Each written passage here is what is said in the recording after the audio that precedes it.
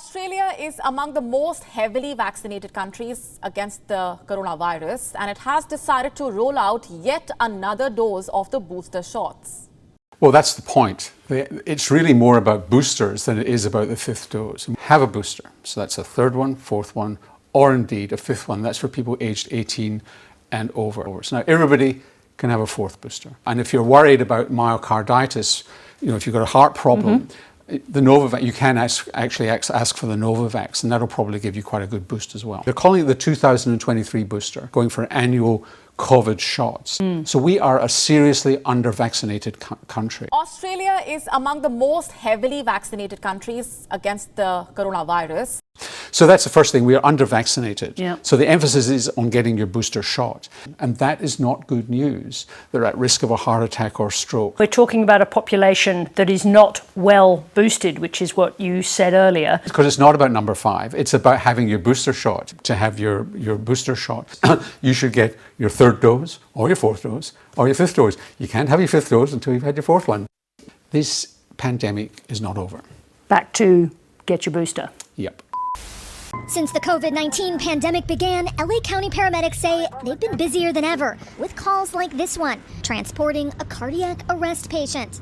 County health officials have tracked notable increases in cardiac arrests and heart attacks since the pandemic began, and experts say it's part of a broader trend. A national study from Cedars-Sinai Hospital shows that deaths related to heart attacks increased across every age group since the spring of 2020.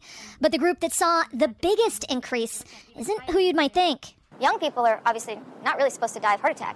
But the relative increase in heart attack-associated deaths among 25 to 44-year-olds was a staggering 30%, more than the increase in middle and older age groups, which ranged between 15 and 20%. What's going on? You haven't heard? Yeah, surprisingly, like people my age where we would find them in cardiac arrest.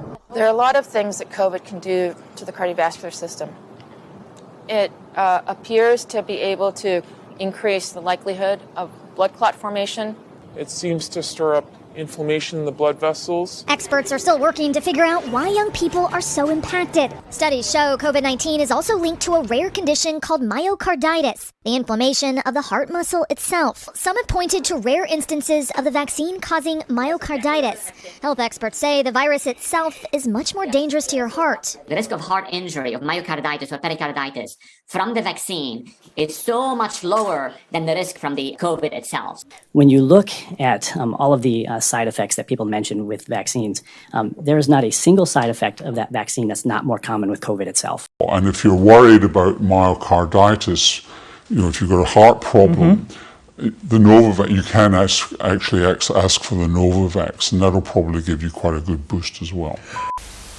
I think we should start off with something that a lot of people think and I think needs to be cleared up. There are a lot of people who believe it is the COVID vaccine that causes heart issues, not COVID itself. Can you just clear that up? COVID itself, there's such a higher risk of getting a heart issue from COVID, especially myocarditis. And when you look at the statistics, myocarditis, you're 11 times more likely to get it from COVID itself than you are from the vaccine. When it comes to heart attacks, there's been no direct connection between the vaccine and heart attacks or cardiac arrest. There have been some reports, but those reports were usually somebody who had a heart attack the day after getting the vaccine, which means the vaccine really hadn't even had time to do anything in their body.